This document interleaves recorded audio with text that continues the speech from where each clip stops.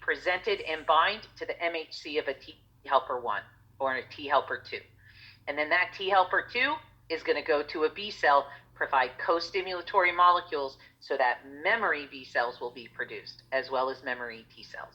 Without that protein, these polysaccharide antigens would not induce any kind of memory, any real efficient memory type component. So by adding a protein, attaching it to a protein known as an adjuvant, these conjugated vaccines work quite well.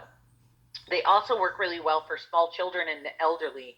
Haemophilus influenza is one. Is a pretty common conjugated vaccine. Streptococcal pneumonia is a conjugated vaccine.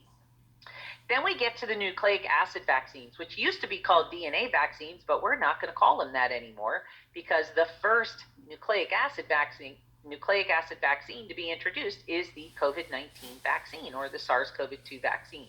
And it is an RNA vaccine, not a DNA. And specifically, it's a messenger RNA.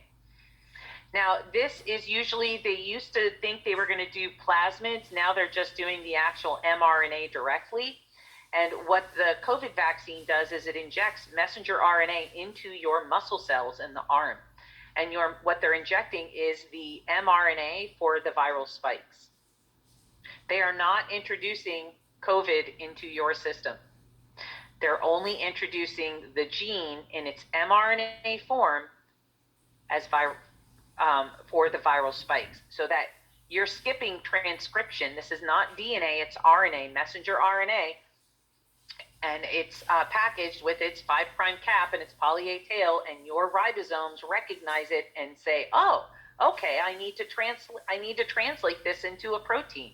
And the protein that it's being translated into are the viral spikes or other protein components of the virus. But it's not the virus itself. It's just 1 or 2 genes from it. That's it. These viral spikes then get consumed by phagocytic cells, including neutrophils and dendritic cells, and they get introduced into the adaptive immune response, and we end up activating the adaptive immune system.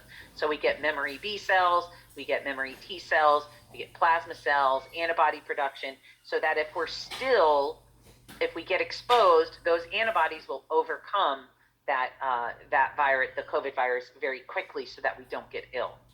So vaccines do not prevent you from being exposed. Just remember that. They don't prevent you from being exposed. What vaccines do is they prevent you from getting sick.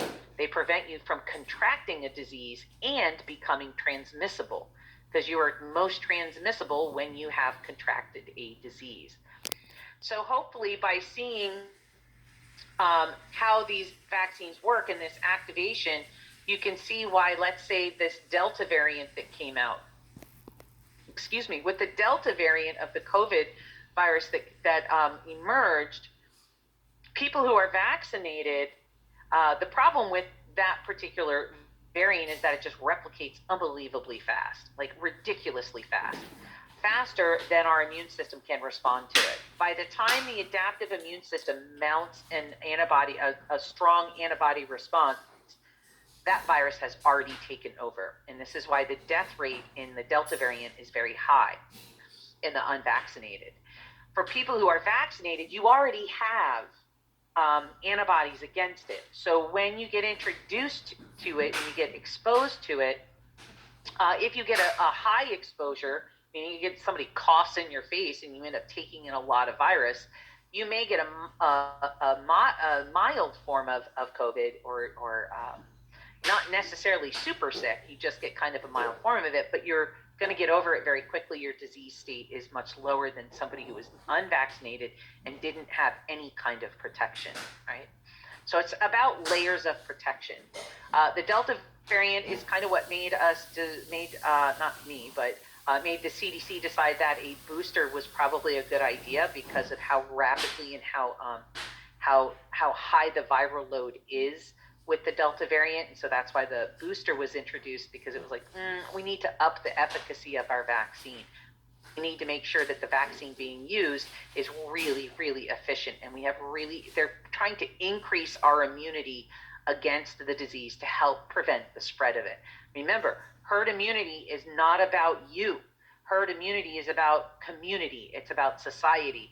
It's about preventing the spread of disease and protecting those who cannot protect themselves. It's called herd immunity because it's basically the concept of herd animals. So think about a herd of horses, right? A herd of wild horses.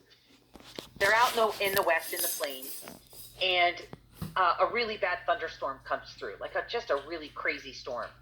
What herd animals do is they take the youngest, the oldest, the weakest, the sick, they put them all in the middle, and then the healthy animals surround them, and they form a big circle, and they surround the weakest of the herd in order to protect them. So as that storm comes through, the ones that have to face the brunt of that storm are the healthiest and the strongest, the ones who can. And in that way, they're protecting those who cannot, which are the weakest and the youngest and the eldest. So the idea behind herd immunity is to vaccinate as many people as possible in order to put in the center and protect those who cannot protect themselves. And that includes children, people that are have autoimmune diseases or immunosuppressive diseases. Vaccines are not necessarily good for them. If you have a severe immunological disorder, vaccines are activating the immune system, so that may not be what we want to do for you. People who have certain cancers, they're immunosuppressed. So because of chemo, those sorts of things. Or somebody like me, who I can't get a smallpox vaccine, it could possibly kill me, whereas for someone else, it doesn't have that effect on them. So I have to rely on herd immunity in order to stay protected from that particular disease. So herd immunity is an important concept. I have a graphic. Let me find it here. I was using it. There it is.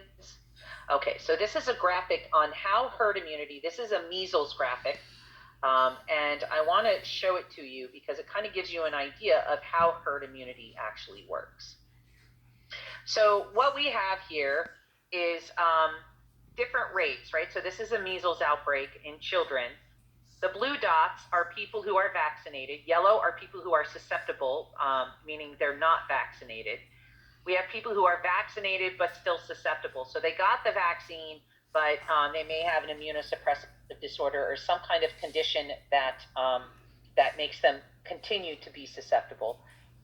If it's in red, it's someone who's infected. They actually have the disease. And then a red dot is when somebody comes into contact with someone who's infected. So I'm going to run this simulation here, and it's going to go through each of these different vaccination rates. So these are different vaccination rates. They're showing these different counties here. These were vaccine rates in different counties against measles. They're trying to show you that even at 86%, at 86% vaccination rate, measles is still transmissible in a community. We are far below. We need 90% or above for a community to be protected against measles. We are falling below that. In parts of Europe, they're far below that, which means there are measles outbreaks still occurring. And this is childhood disease that was almost eradicated because of a vaccine campaign. But the anti-vaccine movement has reduced the vaccination rate in young children for measles. Measles has a transmission rate of around 20. For one person who has measles, they will spread it to 20 other people. It's one of the highest R-naughts or attack rates known. Measles is unbelievably infectious, which is why vaccines against measles are really so important. All right, so I'm going to run the simulation, and I just want you guys to kind of watch how it works.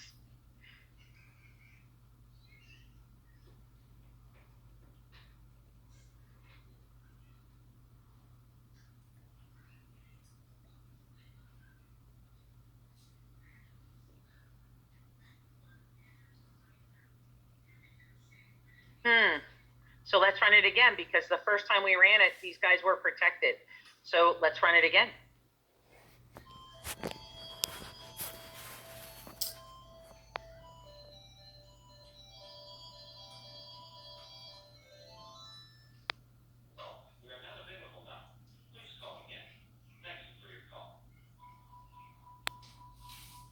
So basically, we need a greater than 90% vaccination rate in order for us to see full protection against a virus like the measles virus. So I had another